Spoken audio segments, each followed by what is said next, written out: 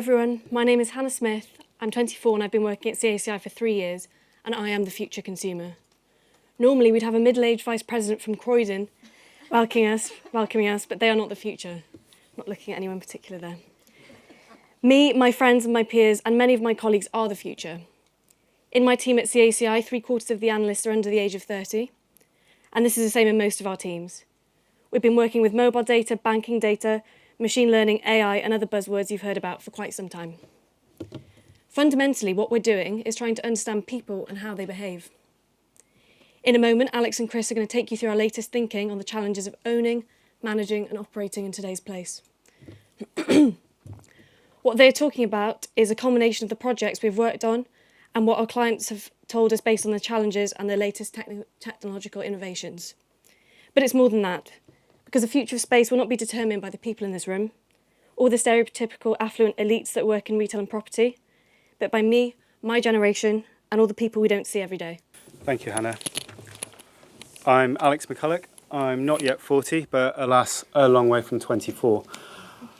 I'm a director in the property team. I work with owners of space, helping landlords, investors and developers create a sense of place, engage users and ultimately maximise their investment.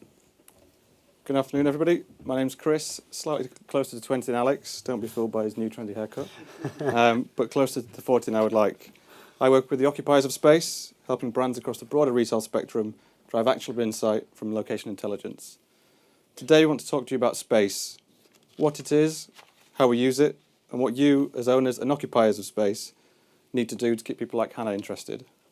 We do this event every year, and we always have a debate on where you pitch the message and over what sort of time frame you should be looking at. So this year in particular, we've been faced with so much uncertainty in every sphere, you can't really easily pick a time frame or a tone. So instead, we decided to take a step back and do a PDR on the sector. What's a personal development review, I hear you ask? Well, I imagine you all have something similar in your own organisations. Effectively, it's a review of performance to date, and I look forward to the future. At CACI, a PDR has a very simple framework. It assesses what could you do better, what have you done well, and what you should do next. And yes, this is the room at CACI we do it in. So what happens if we start using this as the framework for assessing our sector? Well, before we review performance, let's make a case for the mitigating circumstances. What are our excuses going to be? There are a huge number of headwinds facing retail right now, many of which are going to be familiar to you all. Business rates. It's been 2 years now, but it's still a hot topic and it's a big influence on occupancy costs, especially in London. And it's one that's particularly frustrating because it is under government control and it still remains a big challenge. For example, John Lewis paid more in business rates for Oxford Street than Amazon paid in total corporation tax last year. Next, shifting customer dynamics. So the UK population is growing, it's more diverse than ever, increasing number of people living alone. There has been a step change in digital behaviours between millennials and Gen X. Equally, the population is living longer than ever before. This is all creating a diverse and rapidly evolving landscape as these new digital behaviours move through the life stages. In less than 30 years, everybody under the age of 65 will be a millennial or younger. And that is creating an acceleration in online engagement that has utterly transformed behaviours. And the UK is a global leader in digital retail, with the third highest proportion of spend online globally behind China and South Korea. This is something we're going to be coming back to. The role of the store has completely transformed. It's no longer a place where transactions take place, or just transactions takes place. Now it's a marketing hub, a fulfilment centre, a showroom. Again, this is something that we'll be coming back to today. The valuation system, like business rates, it's not made for the modern world. To give you an example, Intu own 20 shopping centres across the EU, and their market cap today is not far off the turnover of one of their big shopping centres. Now, I know that valuers will talk about debt and NAV and so on, but the fundamentals of valuation today do not work. Finally, we couldn't do the talk today without mentioning the B word. Although given the current debacle, the less said on this, the better. What we do want to do is put the politics to one side and look at the consumer. A useful way to measure the impact of the headwinds that we've just discussed more broadly is through consumer confidence. So using data from the British Population Survey, carried out with Acorn, we can address sentiment as far as back as 2010. The question, thinking about your financial situation at present, how do you think it is likely to have changed, if at all, in 3 months' time? Relative to the dip in 2010 and the slow recovery from the Great Recession, consumer confidence has been spiky but remained positive in the green since 2013. With these headwinds in mind, let's look back at the last few years and assess the impact of a few economical, political and retail-specific events. On the 23rd of June 2016, for better or worse, the UK voted to leave the European Union. Whilst there was arguably an initial drop in confidence, confidence is back to the same level almost a year later when Article 50 is triggered in March 2017. Confidence remains spiky, with a distant threat of Brexit demonstrating no clear direction in sentiment. As we enter 2018, we see the first of many demonstrations and CVAs with Maplin's, Toys R Us, Carpetright, Bunnings, Poundworld all disappearing from the high street, driving confidence down. Despite Mike Ashley's best efforts, consumer confidence worsens through the takeover of House of Fraser and Evans Cycles. The agreement of a draft withdrawal from the EU seemed to offer some respite, how naive we were, and consumers remained unmoved by HMV calling back the administrators for the second time in 6 years. Finally, as a shambolic exit delay from leaving the EU, Brexit turns more economical, and even Mike Ashley's support by Debenhams, we see a gradual but small downturn in the turn of the year in 2019, but still remaining positive, I might add. But that rare note of positivity comes with a health warning. As we can see by the consumer types, there is differentiation across the population. For instance, the most affluent group, affluent achievers, have been the least positive across 2018. Maybe they know something we don't. Compared to, say, financially stretched and urban adversity, the most positive groups. And as ever, those feeling untouchable in rising prosperity have remained positive about their short-term future over the last 12 months altogether. However, Brexit shifts from being previously political to very real economic fears. Many of the groups have started to converge together, with affluent achievers aside, who appear to be giving up hope altogether. Let's just hope that the economic impact is short and sharp and that confidence will reassert itself. Now, I do want to apologise for the next slide before this image haunts your nightmares tonight. You'll be pleased to know that that's as detailed as we're going to get with that high definition of Theresa May on Brexit. But what we will say is that from a consumer perspective, beware of a slight economic downturn and the papers talking it up. So, time for you guys to do some work. This is the first Slido poll, and there's going to be a couple more of these as we go through, so if you can take your phones out. If you haven't already, then go to Slido. Is literally, all the details are still on the bottom here, so it's literally go to Slido in your web browse and then enter the code CACI-LD 2019, and that will bring up the question. The question being, which of these do you feel is currently having the greatest effect on the sector? And we've put Brexit to one side for this. So rates, customers, online, store, and valuation. And as you vote, we will hopefully start seeing some of these dials start to move.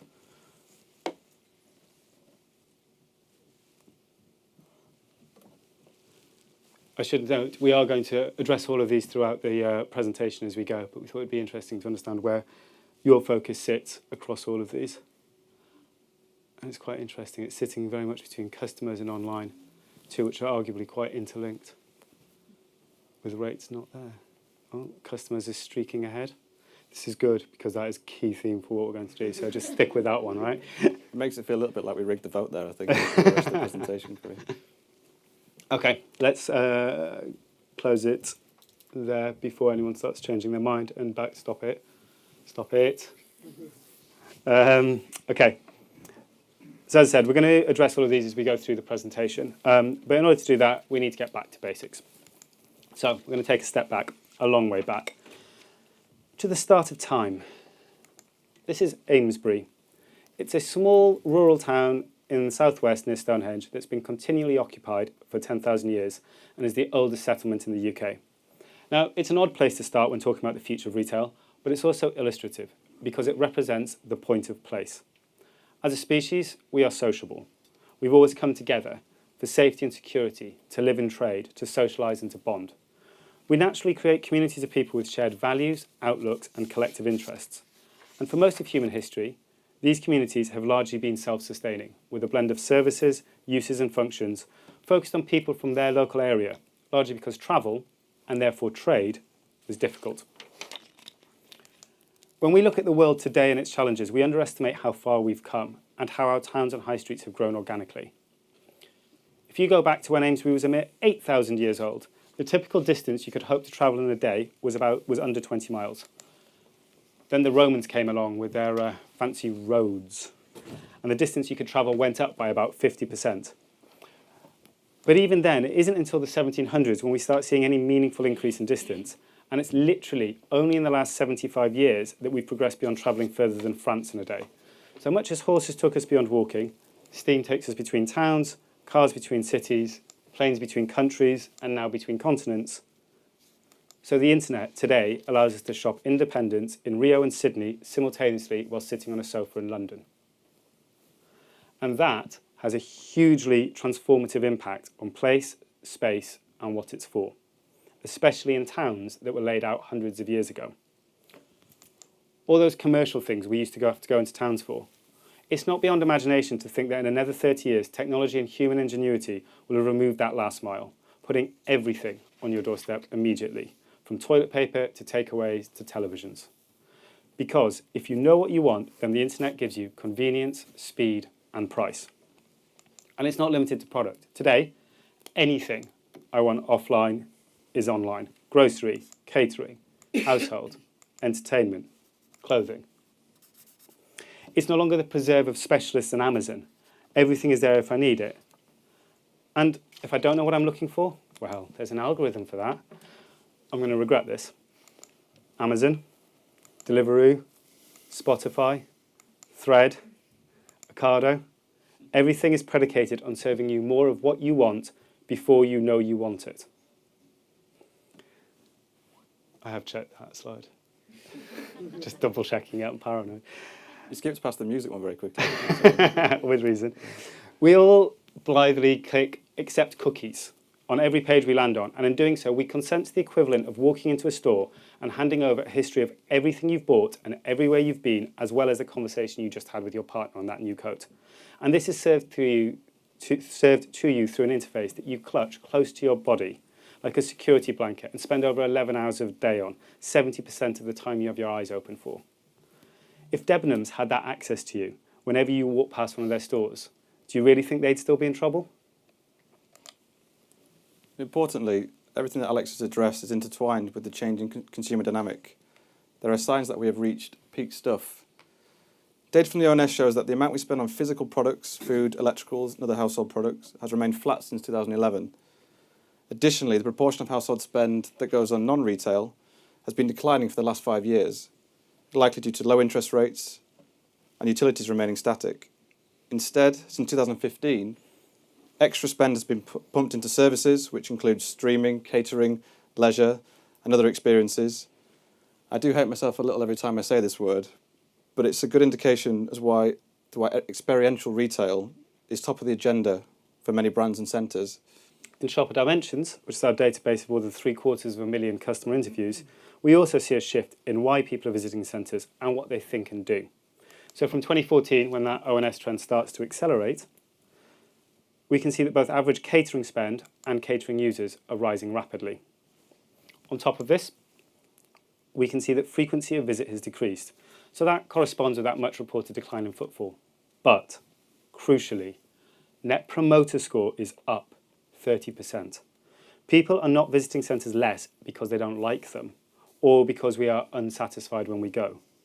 It's because we are changing our behaviours and what place is for. But the much reported decline in footfall is not equal. In fact, it's worthy of a briefing in its own right, because life stage, digital, economic confidence, and social factors all play a role. In short, the youngest and oldest are making up a growing proportion of footfall, with the middle age falling away. The youngest people, like Hannah, shop on their phones, have time, they get out. The older consumers have time and plenty of money. We've said this before, but both groups seek similar things, but for different reasons. For them, experience, leisure, personalisation and new discoveries are all key. But for the old generation, because they have everything and don't need stuff, the youngest, because they have partly rejected mass consumerisation for experience. And those that are declining, the middle-aged, they have kids. They show more traditional online behaviours. Chris still uses Facebook. These 35 to 44-year-olds are facing up to the dawning realisation that they aren't young anymore. Now, we'll try not to sound embittered, but these groups, they've got kids, they've got big mortgages, they've got time pressures, and their life has gone, well, it's gained focus. For them, online shopping is a lifesaver. You try organising a 6-year-old's birthday party without Amazon. It's because of this that some commentators will have you believe that there is literally no role for retail centres. And to be fair, if we recap, you can see a perfect storm. You can get everything you need online. That's not new news. But there is no category left untouched, and honestly, that's great for families. Except they were traditionally the bedrock of physical shopping.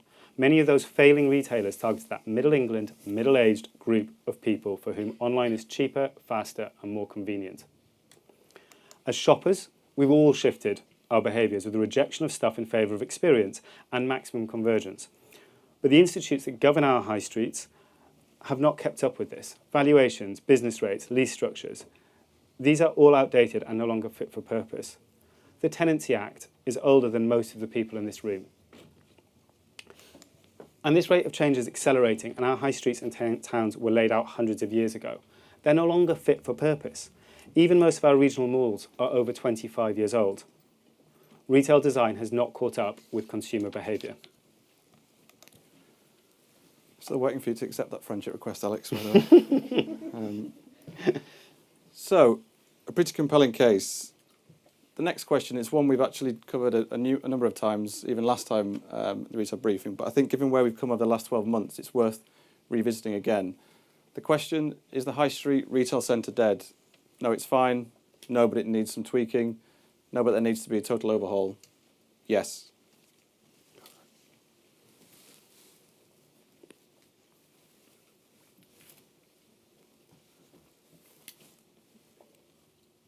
Glad to see that it hasn't died yet.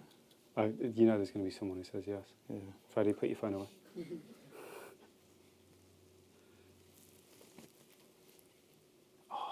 An optimist. So it looks like everybody's in agreement that no, but essentially there is some work to done, maybe more extreme, a complete overhaul versus some slight tweaking. Any more for any more? Oh, that's it. Time's up. So where does that leave us today? The concept of place as somewhere we come together is not dead, and neither is the high street.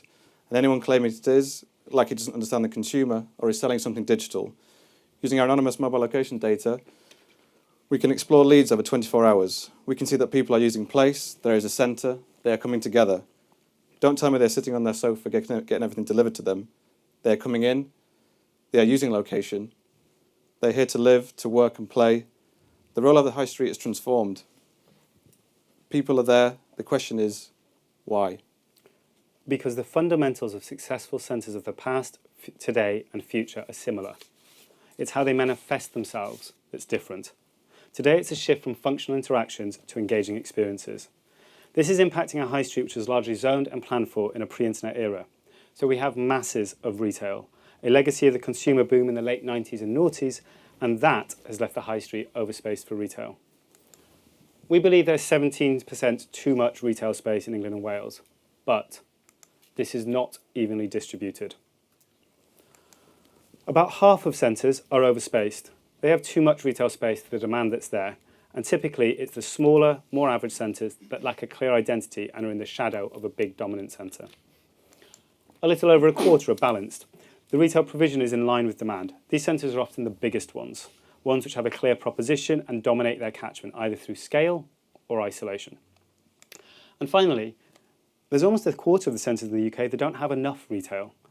These are often urban centres that have a clear role, that serve a hub for their local communities.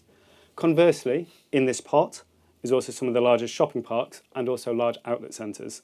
These seemingly very disparate centres all have a few things in common: a clear proposition, a clear catchment, and a clear view of their customer. From the perspective of a brand or a landlord, you need to know where you sit, because your location decides whether you can move the dial or whether you need to reconsider why you're there. Who are your competitors? Who are your customers? And if you are one of those with surplus space, or you're building new space, how do you create something that is fit for purpose? Well, you need to create a space for people to come together and where they know that they can meet, socialise, engage. That perfect space is still evolving and we haven't reached the destination yet. But there is a fundamental value in being a place where people want to be and knowing what they want to see. Because the point of space is to create a space that visitors can connect in. And owners of space need to position their offer to get those connections firing.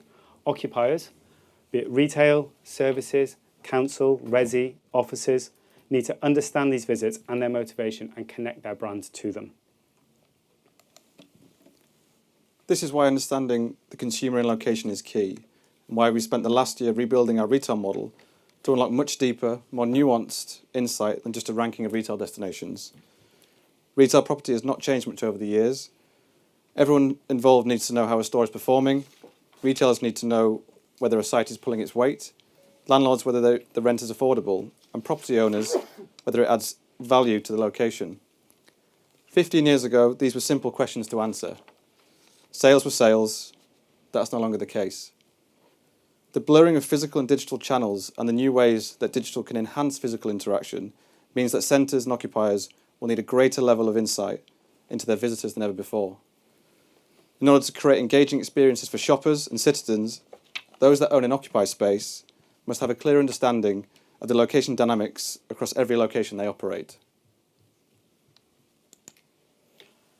That's why we've built Location Dynamics. This is a significant step change from our previous approach, and we've rebuilt it from the ground up and invested significantly in anonymous mobile data, covering the UK population, their home location, the centres they shop in by day of week and time of day. Crucially, by coding this data with Acorn, which only we can do because we build Acorn, we are also able to break down shopper patterns and catchments by consumer group, unearthing how behaviour by affluence and life stage differ, insight that only CACI can see. We still have our consumer database, that more than 750,000 in-depth interviews on shopper behaviour, and because it's ultimately spend that we're all interested in, we've continued to utilise credit and debit card data to inform the spend in each centre. There is no other approach that provides a clear and comprehensive view of consumers today. Whilst that might be interesting, what does this all actually mean? There are many commentators that claim to offer location intelligence in its basic form, which is deriving insight from spatial data. Through Location Dynamics, we have developed a suite of products that go far beyond simply putting points on a map. Retail Footprint, our market-leading catchment model, has been rebuilt and calibrated to better reflect the shopping behaviour of the UK consumer. The new data have also allowed for development of more accurate catchments split by consumer type and brand with an assessment of worker, residential and tourist spend. Centre Dynamics, a classification of retail destinations by their time of day, day of week shopper profile. Composition, an assessment of the price point of each location and its overall retail, leisure, grocery proposition.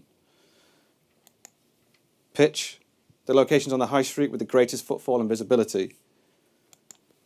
Centre Health, a measure of vitality in each centre and its economics and the direction where it's going. Benchmarking, the ability to compare two centres or derive a set of analogue locations. Future forecast, it's not enough to just understand where a location sits currently, but how will it be impacted by future developments in the next 5 to 10 years? And finally, online spend. What is the potential threat or opportunity from online spend within the catchment? This isn't something that we stick in a spreadsheet. So we've also invested in turning our analyst interface that Hannah and the team use to do consultancy work. So we now have a dynamic interface that's accessed online. After this session, there's going to be a number of systems set up next door, which you can have a play with. But let's start looking at why it's so important to understand the intricacies of space. Take Lewisham and Islington. Both are inner London centres with a very urban customer base, not dissimilar in terms of scale and in terms of patterns of engagement. The first point to note is there is a significant brand overlap between them, despite actually the two centres serving quite different people. Lewisham has lots of young people, students, young professionals and the less affluent, a very mixed demographic. Islington also has those, but they're interspersed with twice the London average of the very affluent city sophisticates. So obviously, if you were a brand in both of these locations, you'd think about how to tweak your offer appropriately to the market. Well, M&S are a flagship brand in both locations. There is no differentiation in terms of range or merchandising between the two.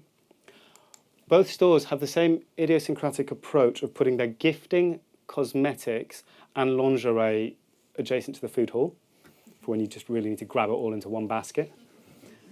And if you think I'm being unfair picking on M&S, it's not just M&S. Here we've got the two body shops which have different signage, of arguably the one point that should be the same, and then exactly the same fit outs and frontages. And this is the same across pretty much every brand. It's not just in London, you can do this around the country. Take Berkhamsted and Bicester, two very different locations with regards to the shopper population. Berkhamsted is dominated by lavish lifestyles and premium retail mix, whilst Bicester is typical of comfortable communities and mass value-led proposition. So I steered away from lingerie and went with books on this one, stationery. And yet the WH Smiths in each centre are pretty much exactly the same.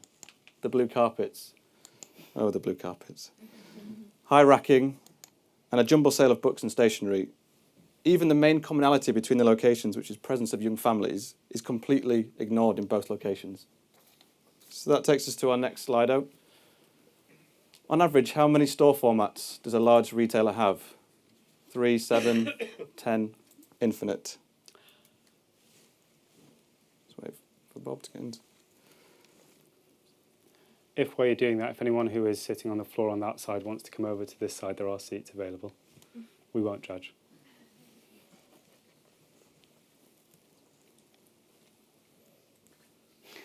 Well, fits with I nicely. feel a little bit like we might have led the witness with the previous examples. Bit, yeah. I think that's overwhelmingly Yeah.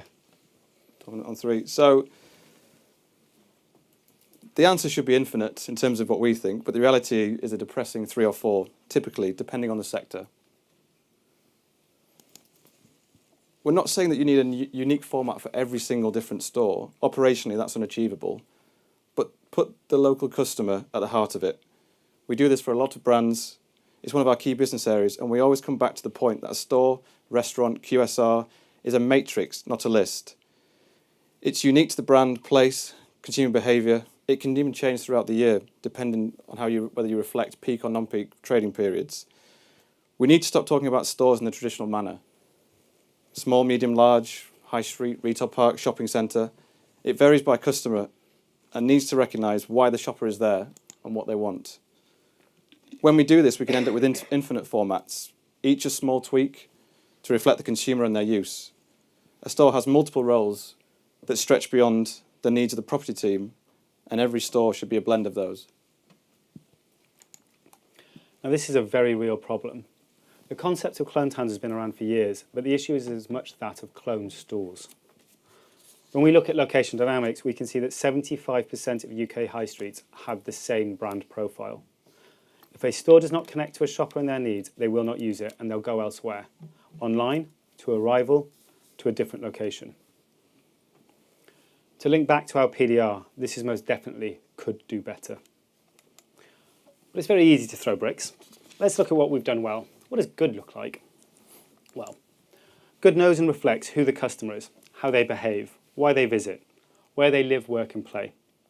So let's start with why it's important to reflect who the customer is. Going back to Lewisham and Islington, the independents get it. Crep Select is a trainer and clothing shop in Lewisham specialising in rare and vintage Nikes. And this is a centre which has got a Foot Locker, a JD Sports and a Foot Asylum in it. Crep Select are always busy because they know their customer. They're not selling everyday shoes. A rare vintage pair of Jordans there is going to set you back 500 quid. We'll take Workshop in Islington. It's been there for 10 years, focusing on innovative, independent designers as well as its own brand, where you could buy a seersucker short suit for a mere £500, if you're so inclined. Both of these know the market, their consumer, and they're relentlessly focused on that local shopper. Both of them also happen to have good online stores, and the offer on the online stores reflects these ones. They focus on what's in front of them. So let's have a look at some of the bigger players who are already beginning to get the idea. In 2016, IKEA launched its small convenience format in Westfield Stratford City, termed Order and Collection Point. Whilst click and collect is by no means anything new, having traditionally only used out-of-town big box formats, it was certainly billed as a new way to shop at IKEA. IKEA say that most of the products in their range can be ordered from here, and you can have it all delivered to your home. In addition to capitalising on the high levels of footfall, the format is designed to service the digitally engaged and young shoppers in the catchment. More recently, IKEA have continued with their venture into smaller formats with the planning studio on Tottenham Court Road. The idea is a planning centre where no money exchange or goods exchange hands. It's aimed at online shoppers, brand exposure, and visitors who need advice, ideas, and personalisation. Both store formats respond not just to online pressure, but to trends like urbanisation, demand for sustainability, and reduced car use. IKEA is fortunate as shoppers already treat going to its store as an experience, albeit not for everybody, if you've ever been with a 3-year-old. And therefore, why these won't be appearing on every single high street. Instead, they've already focused their growth into Paris, Munich, and using location dynamics and the data and location intelligence, we've been able to identify potential analogue locations that would best suit this type of format. Finally, let's look more at one of their traditional formats. I should add that all of these stores are within 6 miles of each other. A twist on the traditional format is the sustainable format in Greenwich, designed with Londoners, young families, and the environment in mind. IKEA Greenwich is a unique space with grey water recycling, rainwater treatment, solar panels, a sensory wildlife garden, and a learning lab. In an attempt to reduce customers driving, services are also provided for minicabs, there are discounts on home delivery, and a courier bike for local deliveries. Additionally, to serve those young families in the catchment, the store hosts a range of activities and events, packed with home furnishing workshops and children's activities to keep the kids busy during the school holidays. Only time will tell if these formats work. However, a thorough test and learn programme will ultimately determine their success. And let's not pretend this is trivial. The risk of getting it wrong is massive, demonstrated so beautifully by Westfarmers' short-lived entry into the UK DIY sector. To quote, the most disastrous retail acquisition in the UK ever, as Homebase was sold to the restructuring specialist Hilco, the owner of HMV, for £1. We removed a lot of the local team that had a lot of local expertise. We removed a lot of the ranges that really resonated with Homebase customers. So, know who your consumer is. But that's not enough alone. You need to know how they behave and how they want to behave. You've seen this, you know this, many of you quote this. To reiterate, online and offline are not binary choices. We know that online is connected to the store. We can say that 80% of sales take place in a store. A further 2% are transacted online but fulfilled in a store through click and collect. A further 4% are showrooming. So we can look at all that and we can say that 85% of customer spend touches a store. Or to put it another way, almost 1/3 of online spend touches a store. That leaves less than 15% in that pure play online pot. But for us, that still felt a bit vague. So we decided to focus on it. To reiterate, this is the sit on your sofa, get it sent to your house retail spend. And we all do this, often with brands we know. Look at these brands. I'd wager most of the people in this room have spent online at least one of these brands in the last 6 months, alongside Amazon and ASOS. Why? Because the store is more than fulfillment and showrooming. It's inspiration, it's marketing, it's brand awareness, trust, convenience. These may seem like more ephemeral sentiments, but there's a reason some of the biggest online brands also have the biggest store networks and the longest legacies. So we wanted to know a little bit more about that role, and we commissioned our own piece of research to look at that online behaviour and the in-store sales across some of those biggest brands. And what we found is that the presence of a store more than doubles online sales, and that's after you strip out click and collect. That 14.5% that you saw that was pure play online is actually more like 9 to 10%, with a large proportion of it inspired by a store. It means that actually more than half of online sales in total are inspired by a store. It means that 90% of consumer spend is still inspired by a store. So this chart is showing the trade distribution of online and offline sales relative to the nearest store. After the emergence of the internet, it was believed that geography would have no relevance in a retail context, as consumers can shop from the comfort of their own home and have unlimited accessibility to products. However, we now know that the internet has reinforced the relevance of geography, demonstrated by the fact that 75% of online sales take place within 14 minutes of the store. This is obviously a simplistic view, as it varies hugely by consumer group. Take executive wealth. They research less, and if they do, it tends to be online. They return less, and if they do, it's via post. Career climbers, on the other hand, use the store for research, reserve and collect, and use the store for returns. Understanding and, importantly, quantifying this consumer behaviour is crucial.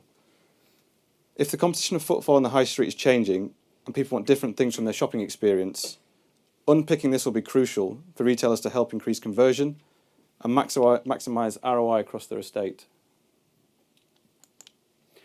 And this matters because in the current climate, the assumption is that the high street is of lessening importance, and that's central to every discussion. Every week, an institution reports falling performance. Now, we're going to use John Lewis as an example here, but you can do it with most listed companies. All the data in here is from their company reports, but I do stress this is our reading of them, so these numbers are not official. However, we estimate total revenue was up 0.7%. The drop in sales through the tills is down 4.6%, with online sales up 9.9%. That fits that whole narrative around death of the high street and so on. You'll see lots of other retailers reporting very similar numbers in the last few months and even today. But when we account for those online sales that connect to a store, we believe that actually sales inspired by a store are up 0.5%.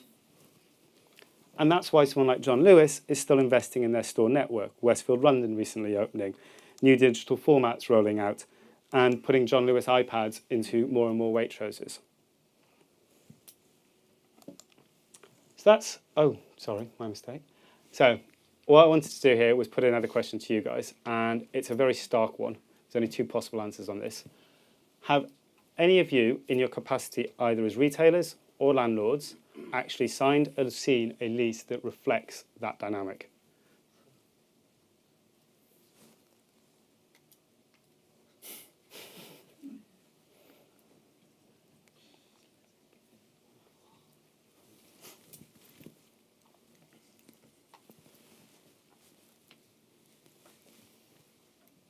I think it speaks volumes. And to be honest, I'd be quite interested to hear the people who are saying yes, because we've heard rumours of them, but I've yet to see any in action. It is quite striking about how those structures aren't reflecting the way that customers are behaving. So that's who and how they're behaving, but it's a crowded space for both retailers and landlords, and neither of those get to the heart of the customer. Why are they visiting? So having picked on WH Smith, I want to now briefly highlight how Waterstones have applied their consumer understanding to their estate. A great quote from MD James Daunt, which says, decisions would evolve to the local level, ripping up the retail chain store model that aims for homogeneity. Let's take Berkhamsted. A small residential store with a big cafe, an integrated kids area, local ranging specific to the town's history, all combining to draw in the affluent families in the catchment. Hemel Hempstead has a mid-sized town centre store, stocked with teenage ranges. There is no cafe, but instead seating areas for reading. Finally, Milton Keynes. It's a large store in the shopping centre. There is obvious gifting, a cafe with an integrated working area, and importantly, a separate kids zone, combining to reflect the multiple use of this large shopping centre. Other examples for Waterstones are tailoring their offer and format to the centre include the pop-up store in Shoreditch last year, for International Women's Day, selling female-only authors, the pop-up cinema in Waterstone's Tottenham Court Road, and to improve the retail experience for knowledge-hungry students in Oxford, poetry evenings in their Oxford store. Waterstones then have put autonomy and trust into the hands of their store managers, and they're listening to them and the customer. And that's the same reason we still do exit surveys for landlords, because sentiment is important. Yes, we have mobile telco data. Yes, we've got mobile app data, banking data, models. All have their place, but none of them tell you why. And it's quite illustrative. When we ask people what the best thing is about a centre, it's free text. They can say anything they want, and they often do. We can run our natural language analytics on it, and it throws up 3 leading themes. 1, variety of offer. 2, location. 3, ease of access. They're all pretty basic, but get the basics right for the customer in that location, align the offer to your customer, locate near your customer, make it easy for them to get there and get around, and people will come. If you want to know why people do something, it still pays to ask them and then listen to the answer. So if you now bear with me for the next hour whilst I take each of these brands in turn. So they're not the only ones. These brands are all innovating with formats. Just to pick on a few, Screwfix, the DIY retailer, is focused on the trade customer, investing heavily in click and collect technology, allowing customers to pick up their goods from store within just 5 minutes. A good example of building a deep knowledge about the customer and making this the starting point of everything that they do. Also, Shoreditch Grind. The interesting thing about this business is that they are multifaceted, taking a simple concept of coffee in the morning and cocktails at night and food all day, adding in simple changes such as a recording studio upstairs to create a scene for customers to visit. And finally, even the charity sector, with brands like Shelter, being bold with product, furniture range formats and boutique-style formats across London as well. To our final section on things the sector does well, looking at where people live, work and play. Because as we've shown, the consumer landscape is complex. Different shoppers behave in different ways on different days, and every location is unique.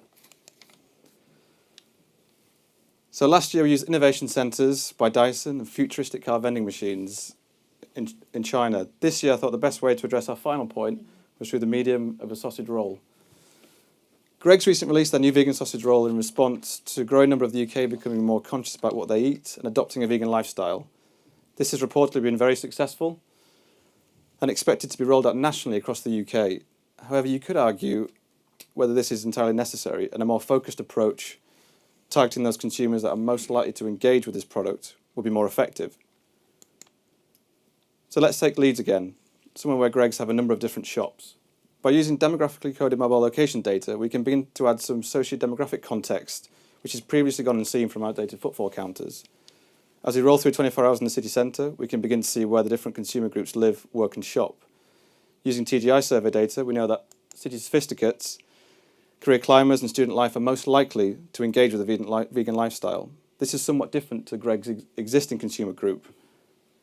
Applying some simple analysis, it's possible to use the anonymous mobile data to search for the presence of these customers around each shop. Using Leeds City Centre as the base to compare back to, we can see that West Point and Bond Street, located in the financial district, would be well suited to the new product, along with the Bourse, located near the train station, but importantly not in the train station, despite what David Cameron would lead you to believe. And finally, the Light towards the north end of the city, where we have the 2 universities capturing that student market. The other shops around the Hedgerow, which is not too far from the Merrion Centre, Kirkgate Market to the east and Leeds bus station, have very little presence of the necessary consumer. It's more of a mass, value-led proposition. Whilst this is somewhat straightforward analysis, you can begin to see how the mobile location data for the West End very effectively details the footfall by time of day of week, and the potential customer in and around the shop. Valuable information to enable effective and more localised ranging for a brand like Greggs. It would appear if you want to be selling vegan sausage rolls to healthy city sophisticates and career climbers, morning, lunch and post-work, Monday to Friday, and all day Saturday and Sunday is the time to do it. This understanding of how people engage with space has application beyond retailers' location planning. We work closely with Quintain, who've built a proper mixed-use destination. There's an outlet centre, a concert venue, a street food market, residents, office occupiers, and the National Stadium. This is a location where understanding how the different user groups behave is essential. Not just their dynamic, but how the residents live, what they want, how the office workers behave, where they grab lunch and drink, what stadium and concert visitors do, who the shopping visitors are, and what they want. Using this data to inform master planning is how you create a space that plays to all users throughout the day and night and creates a place where the sum of the whole is greater than the parts. So, we know what could have been better. Fewer clone stores, a better understanding of the customer, institutions that actually work for retail, a lease model that reflects the real value of a store. We know what good looks like, reflecting who is there, why they are there, what they are doing and where else they go. We can see that often quite small cost nods to the local customer can go a long way to connecting your brand with them. And that ability to know the local customer and how they behave is in our grasp using our mobile data and in location dynamics, and you can see it consistently across the UK. So that leads us to the last element of the PDR. What should you do next? It's here we set out what we call our PBOs, because we do love an acronym at CACI. These are personal business objectives. Now, anyone can say, I promise to be good, or be more digital, but they aren't particularly realistic or particularly measurable. And that's the crux of it. If you want to see real change, then it's only through incremental tactical changes specific to your organisation, made with a strategic endpoint in mind, that you can get there. So our objectives need to be realistic. As a starting point, we've created a framework for thinking about the role of place. Whenever you look at your space, whether you're an investor, an owner, or an occupier, you need to take a top-down approach, which thinks about your strategy, your tactics, and then the specifics. So start with context and your customer. What do they want? How do they engage? What will they do next? If you're an owner, this is the consumer. What are the national trends? What offer is going to connect to these people? How are different consumer groups evolving?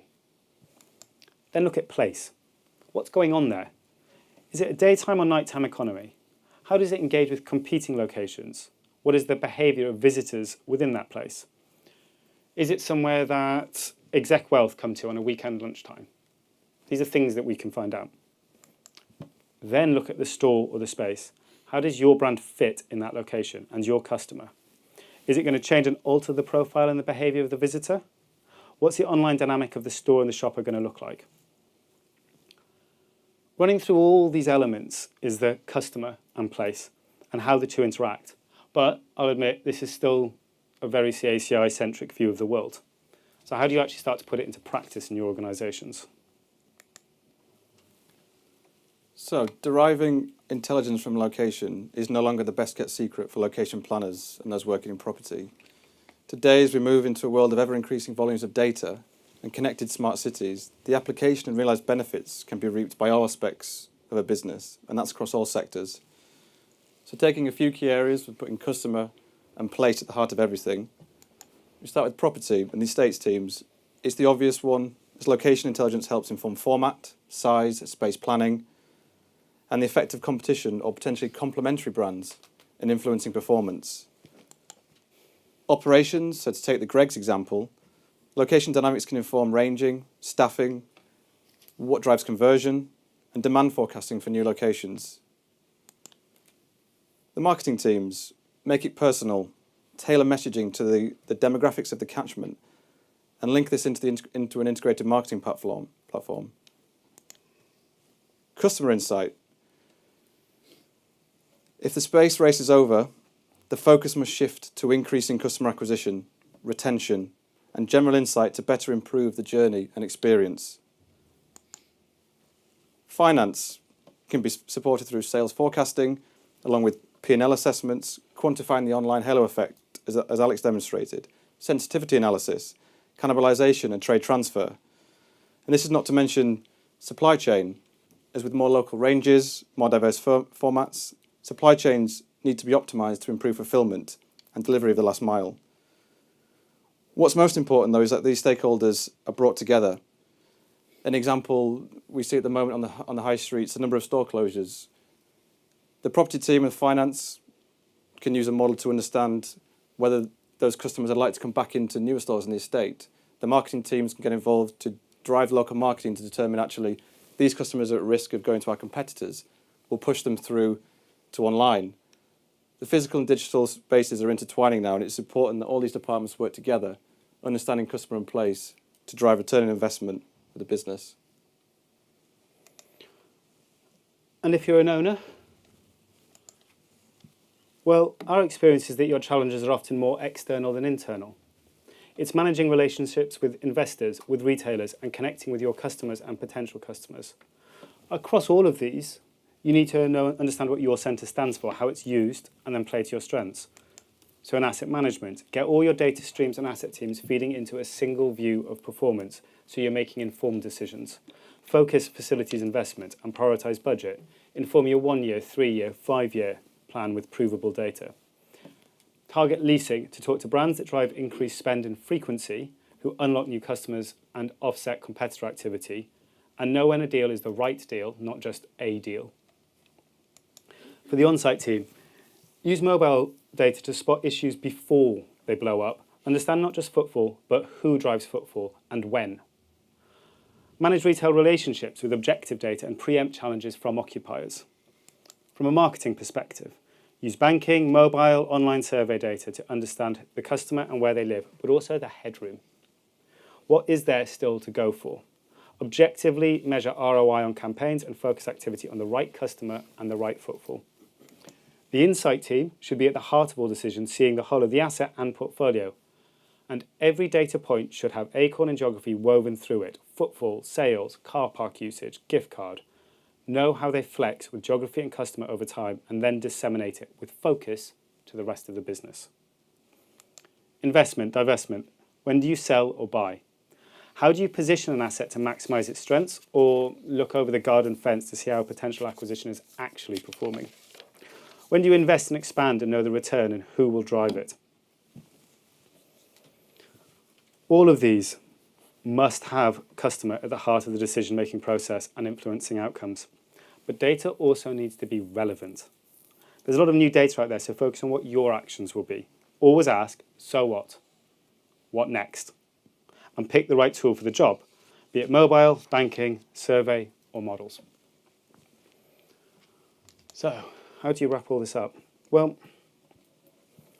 the aim of today was to show that, yes, there are a huge number of forces against us as a sector, and in the round, they may seem collectively overwhelming.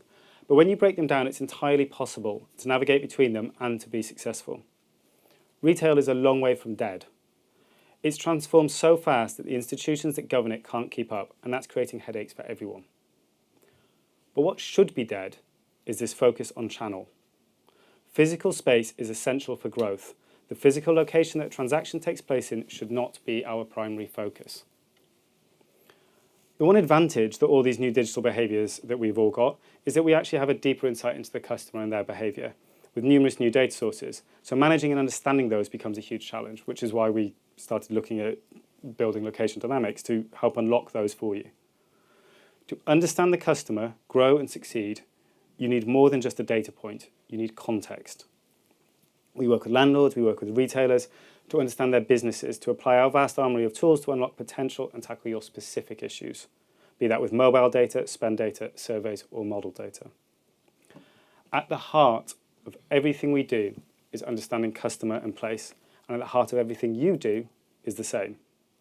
The future is one of huge uncertainty, particularly in the next week or so. But the fundamentals of people coming together will never change. As operators in that space, you need to help fire those connections. Thank you for listening to us.